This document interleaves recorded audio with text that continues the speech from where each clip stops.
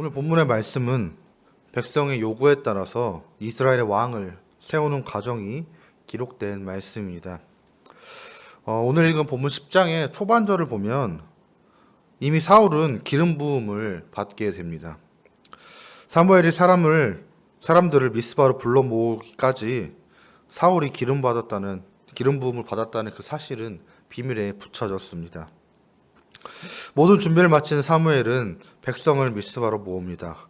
사무엘은 왕을 뽑는 것이 애국과 또 대적들과 재난으로부터 이스라엘을 구원하신 하나님을 버리는 일임을 그들에게 다시 한번 상기시켜 줍니다. 그들은 자신들이 무엇을 하는지도 모르는 백성들에게 마지막으로 한 번 더 경고한 것입니다.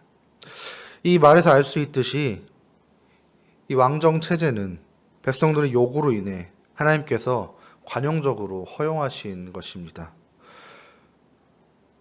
하나님께서 원하셔서 그들에게 지시하신 것이 아니라 결국 백성들이 자신의 뜻대로 자신들의 민족을 이끌어 나가기 위한 내용이었고, 그것에 대하여 하나님께서는 자비하심으로 이것들을 허락하신 것입니다.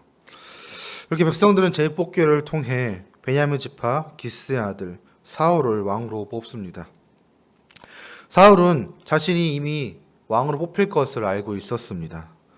하지만 여전히 부담스럽고 부끄러워 진 보따리에 숨어 있었습니다. 숨어있던 사울을 백성들이 찾아내 사람들 앞에 서게 되었고, 이스라엘 백성들은 다른 사람보다 머리 하나 정도가 더 큰 기골이 장대한 사울을 보고 매우 기뻐합니다. 사울은 키가 클 뿐만 아니라 외모 또한 매우 준수했다고 전해집니다. 백성들의 눈에는 이러한 사울이 자신들을 구원할 용사로 보였을 것입니다.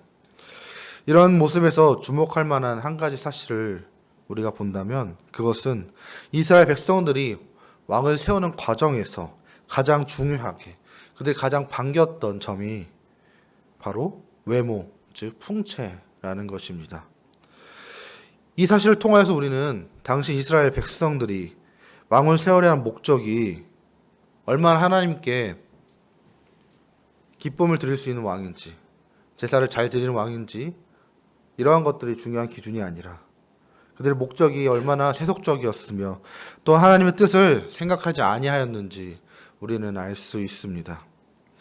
이런 기준이기에 사울이 뽑힌 것에 불만을 품은 사람들도 나왔습니다. 사울이 자신들을 생각하고 지지하던 지파나 그러한 인물이 아니었기 때문입니다. 그래서 본문은 그들을 불량배라고 부르며 왕을 멸시하는 그들의 모습은 사울을 선택하신 하나님의 뜻을 무시하고 자신의 생각과 이익을 더 중요시하는 불신앙적인 태도를 보여주고 있습니다. 사울의 모습을 보고 기뻐하였던 백성이나 또 사울의 모습을 보고 좋아하지 않았던 이 백성들 둘 다 하나님께 불순종하고 신앙적이지 않은 모습에서 오는 반응이었습니다. 그렇다면 하나님께서는 왜 이런 백성들의 요구를 들어주셨을까요? 말씀을 묵상하면서 깨달은 것은 하나님의 응답하심이 징벌의 수단이 될 수도 있다는 것입니다. 사울이 왕으로 세워짐으로 이스라엘을 이방 나라로부터 보호하는 수단으로 사용되기도 하였지만 사울 자신에게는 불순종으로 인한 비참한 일과 죽음의 형벌이 그에게 주어졌습니다. 이에 대해서 일찍이 하나님께서는 사무엘을 통해 이스라엘에게 그들이 요구한 왕과 이스라엘 하나님의 명령에 순종하는 한 너희들은 징벌이 없을 것이다 라고 말씀하였지만 불순종할 때에는 왕을 구한 그 큰 범죄에 대한 진노를 가져올 것임을 분명하게 경고하셨습니다.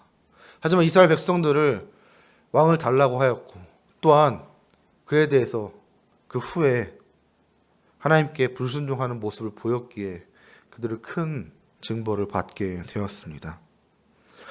이처럼 하나님께서는 때로는 우리들이 하나님께 불의한 요구를 해도 하나님께서는 응답하시어 그 불의한 요구의 내용을 들어주시기도 하십니다.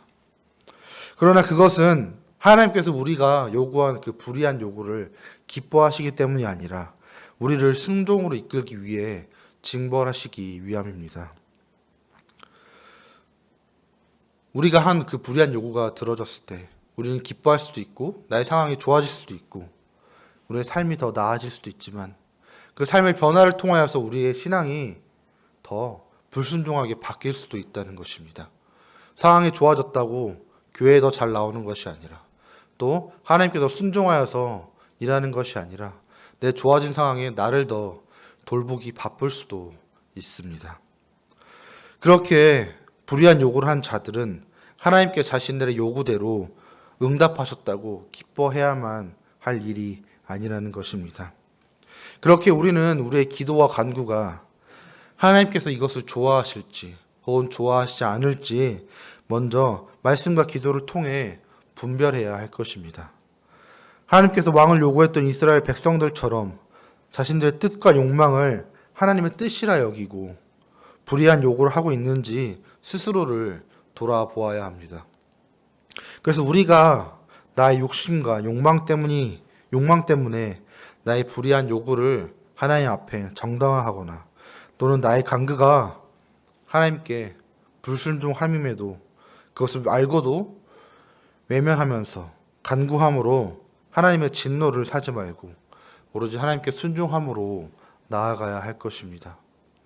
이스라엘 백성들은 왕이 뽑혔을 때 아마 이제 자신들은 더 이상 외세의 침략도 받지 아니하고 그 왕이 이끄는 대로 잘 살 것이라고 예상했을 것입니다. 또한 그 강력한 왕이 자신들을 늘 언제나 보호해 줄 것이라고 하나님께서 정해준 왕이기에 자신들을 잘 이끌 것이라고 생각했을 것입니다.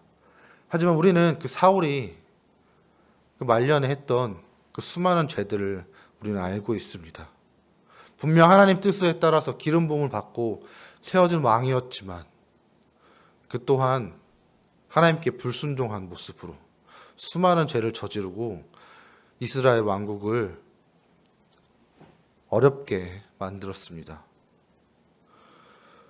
이러한 불의한 요구는 때때로 우리들에게 응답이란 이름으로 찾아오지만 그 응답이 또 우리에게 징벌이 될 수 있음을 우리는 스스로 늘 마음속에 새겨야 할 것입니다. 그래서 주님께서 나의 삶에 언제나 알맞은 방법으로 늘 인도하신다는 것을 가슴속에 새기며 또 하나님께 불의한 요구를 하지 아니하고 늘 언제나 주님의 뜻에 따라서 주님의 나라를 위하여서 기도할 수 있는 저와 여러분이 되기를 주님의 이름으로 소망합니다.